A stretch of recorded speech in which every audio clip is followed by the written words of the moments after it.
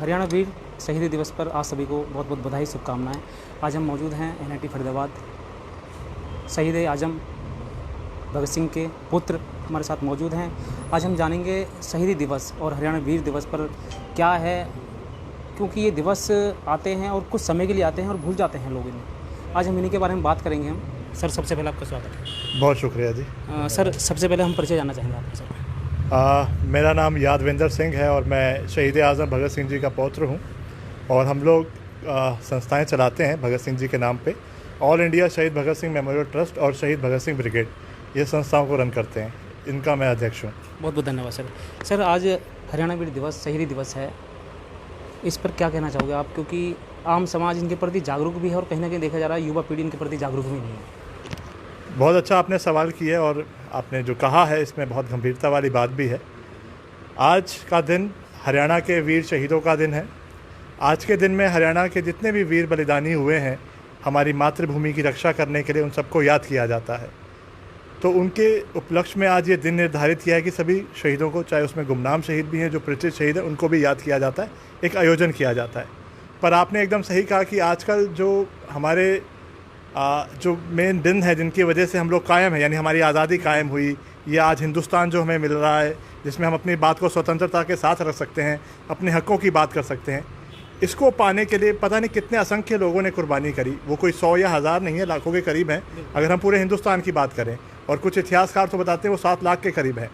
तो आज अगर हम युवाओं के बीच में जाते हैं और कहते हैं भाई हमें शहीदों के नाम बता दोगे जिनकी वजह से हमें आज़ादी मिली है, अगर कोई छात्र इतिहास में दिलचस्पी रखता होगा तो वो 10-15 नाम तक पहुंच जाएगा, उसके आगे नहीं जा पाएगा।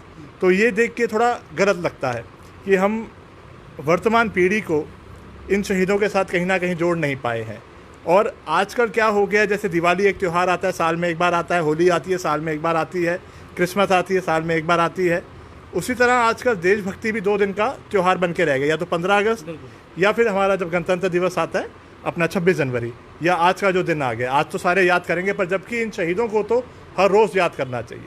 बिल्कुल सर, हम इसी बात पे हम चर्चा कर रहे हैं कि दिवाली, होली तो सबको याद रखती है और उनके दिन याद रखते हैं कि भाई 2 दिन बाद दिवाली आने वाली है, हमें ये शॉपिंग करनी है। परंतु जब शहीदी दिवस आता है उन वीरों की याद आती है कि जिन वीरों की, जैसे आज हम यहाँ बैठे हैं, सांस ले रहे हैं, उनको किस तरह से याद किया जाए। उनको लोग उनके प्रति जागरूक नहीं है, केवल उनको उसी दिन याद किया जाता है, उनके लिए कैंडल जलाते हैं, याद करते हैं, परंतु आगे का दिन फिर वही।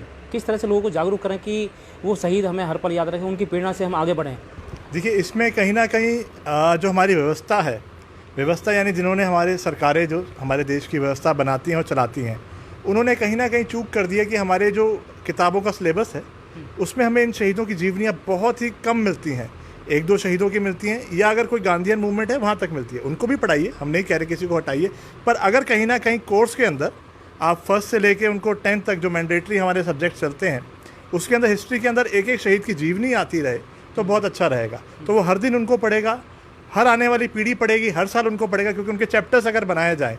और मैं कहता हूँ कि उनसे बड़ा यूथ पीढ़ी के लिए आइकॉन्स कोई नहीं हो सकते। धर्म जात पात के वो लोग ऊपर हैं, वीरता की वो लोग मिसाल हैं, और उनके पास ऑप्शन थी कि वो चाहे तो अंग्रेज़ों के साथ मिल सकते थे और चाहे तो इस रास्ते को छोड़ देते, पर नहीं, उन्होंने सर कटाना मंजूर रखा पर झुकाना मंजूर नहीं रखा। और अगर ऐसे नायकों का परिचय इस पीढ़ी को दिया जाए, ये एक प्रयास किया जा सकता है, ताकि वो चैप्टर्स के अंदर उनके बारे में अगर आएगा तो मेरे ख्याल से रोज़ बच्चे जाएंगे क्लास के अंदर, उनको पढ़ेंगे, जानेंगे और उनका परिचय जान सकेंगे। इसी तरह अगर आप देखें, हमारी शहीद भगत सिंह ब्रिगेड संस्था है, हमने एक प्रयास किया था। मैं उदाहरण देता हूँ अपने हरियाणा का ही। हरियाणा में एक जगह है सिरसा करके, वहाँ पे हमने कुछ हमारे साथ अध्यापक शामिल हुए, कुछ गाँव के सरपंच शामिल हुए, कुछ हमारी शहीद भगत सिंह ब्रिगेड संस्था के लोग शामिल हुए। हमने एक प्रयास किया कि ऐसा करते हैं कि भाई बच्चों को इन शहीदों के साथ कैसे जोड़ा जाए या कैसे उनको हर समय याद रखें। तो एक प्रयास किया गया 23 मई 2018 को एक प्रयास किया गया कि हमने सरकारी स्कूल चुने 16 अलग अलग गाँव के। तो यानी 23 मई को आप देखिए 2018 को सिरसा के 16 अलग अलग गाँव के 16 स्कूलों के अंदर 16 शहीदों की अलग अलग प्रतिमाएं लगाई गई और नीचे उनका उल्लेख लिखा गया कि अभी क्या इनका जीवन परिचय है, क्या इनका योगदान था, क्यों ये शहीद हुए। तो इस तरह का हमने प्रयास करके एक विश्व रिकॉर्ड भी बनाया था। तो ऐसा भी कोई प्रयास किया जा सकता है, तो एक हमने उदाहरण सेट किया। उसके बाद कई लोगों ने उससे प्रेरणाएं ली, कईयों ने 2 मूर्तियां लगाई किसी स्कूल के अंदर, किसी ने 1, और ये सिलसिला बस दूर चलता जा रहा है। तो मैं तो यही कहूँगा कि इस तरह के प्रयास किए जाएँ ताकि इन पीढ़ी को, क्योंकि जब देखिए वो स्कूल में आएगा, उस शहीद की प्रतिमा को देखेगा तो रोज़ इंस्पिरेशन लेगा कि एक ये भी था। सिद्धू जी, आपने एक वर्ल्ड रिकॉर्ड भी बनाया मतलब एक प्रतिमा लगाने का, वो कैसे मन में आया कि भाई हम मतलब जा के गाँव में जाके शहर में जाके प्रतिमा लगाएं, लोगों के प्रति जागरूक करें? जैसा आपने पहला सवाल किया था कि भाई लोगों का क्या ऐसा हो गया कि एक दिन का या 2 दिन का त्यौहार रह गया, तो यही चीज़ें हम देखा करते थे। जैसे कई बार बच्चे चंद्रशेखर आज़ाद जी की फ़ोटो को नहीं पहचान पाते थे, राम प्रसाद बिस्मिल जी की फ़ोटो दिखा दे तो उनको नहीं पहचान पाते, पूछते हैं कौन है। तो ये सवाल मन में आया कि यार इसमें मेरी कहीं कमी रह गई, यानी जिन्होंने इतनी बड़ी आज़ादी जैसी कीमती चीज़ मुझे दे दी और मैं आज की पीढ़ी को उस भगत सिंह से या आज़ाद से या राम प्रसाद बिस्मिल, मदन लाल ढींगरा, अशफाक उल्लाह खां ऐसे वीरों से नहीं जोड़ पाया, तो कहीं ना कहीं मैं चूक हो गई, यानी कहीं ना कहीं मैं खुदगर्ज हो गया उनकी दी हुई इस आज़ादी का आनंद लेने में। तो उसको देखते हुए फिर हमने प्रयास शुरू करे, हमने भगत सिंह से दोस्ती कार्यक्रम शुरू करा, हमने जैसे आपने बताया सिरसा में ऐसे प्रतिमाएं लगाईं, तो हमने सिरसा नहीं तकरीबन बहुत हरियाणा में हमने लगाई हैं। एक प्रयास हमने और करा कि हमने क्या किया कि कांवड़ यात्रा होती है, जैसे लोग महादेव के जो भक्त होते हैं उनके लिए आराध्य होते हैं, तो गंगा लेके आते हैं हरिद्वार वगैरह से, फिर अर्पण करते हैं। उसी पे हमने एक प्रयास किया कि कांवड़ यात्रा जैसे किसी शहीद की स्थली है जहाँ पे उनका देहांत हुआ था या कहाँ पे उनके एक स्मारक बना रखा है, तो वहाँ से लोग मिट्टी लेके आते हैं।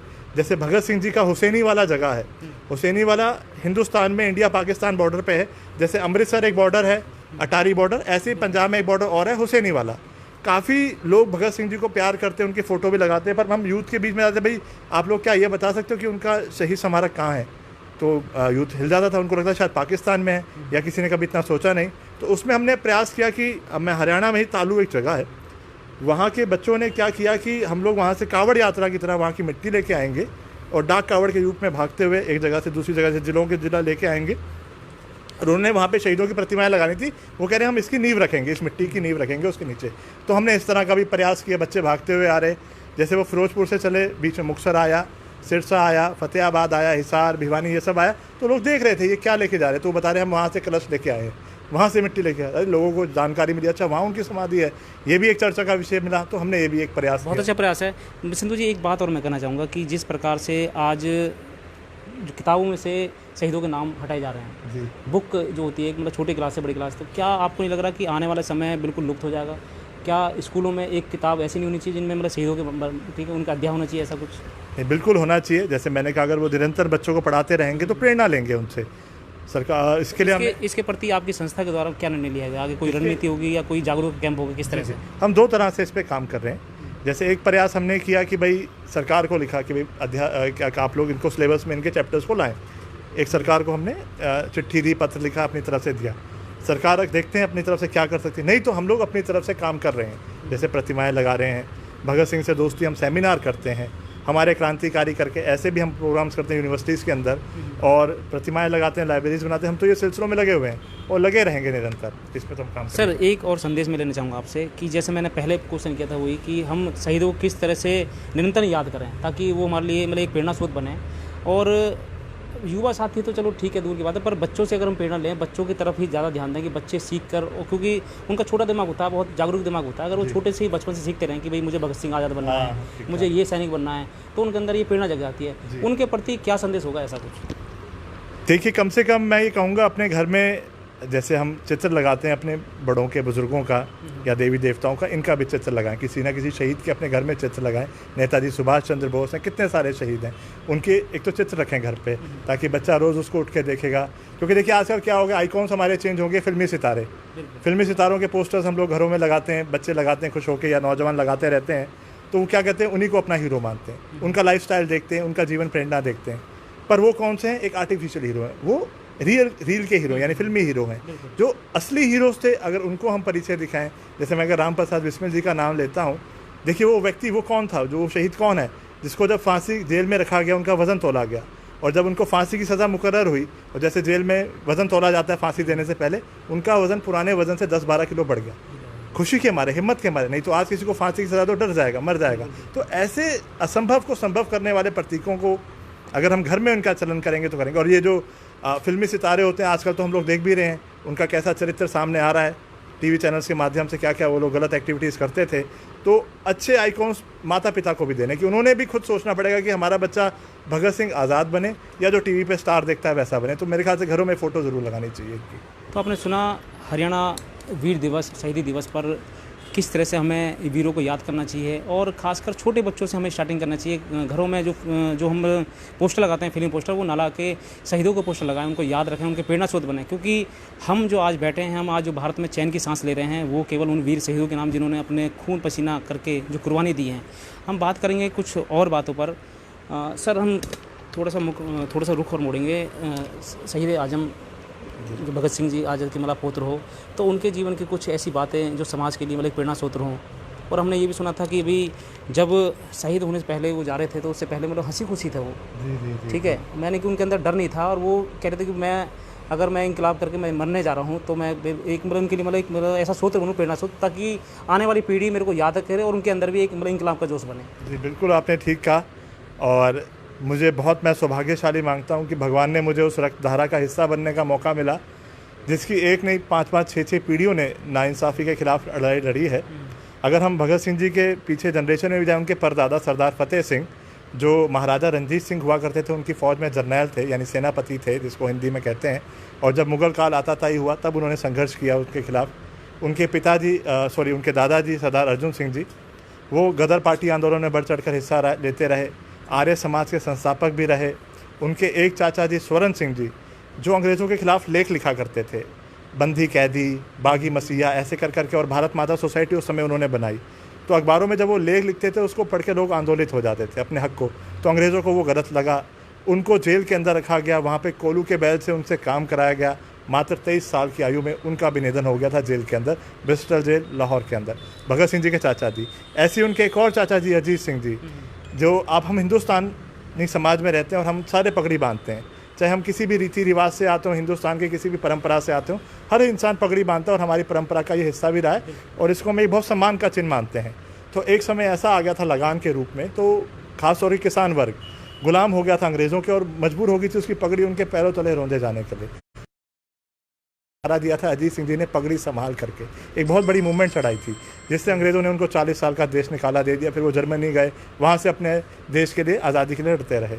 उसी तरह उनके पिताजी किशन सिंह जी जो लाला लाजपत राय जी के साथ अंग्रेज़ों से लोहा लेते रहे। फिर भगत सिंह जी जिनके बारे में हम सब जानते हैं, 23 साल की उम्र में हंसते हुए उन्होंने फांसी का फंदा चूमा। भगत सिंह जी साजिश जाने से पहले उन्होंने एक पत्र में एक अंतिम लाइन लिखी थी, वो लाइन क्या थी सर?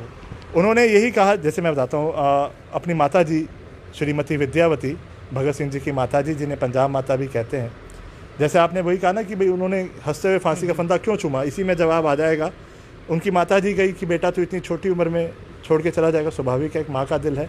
तो उन्होंने कहा माता जी मैं कहीं नहीं जा रहा हूँ, मैं इस देश के अंदर एक ऐसा दिया जला कर जा रहा हूँ जिसमें ना तो कोई तेल होगा ना घी, इसमें मेरा रक्त मिला हुआ है।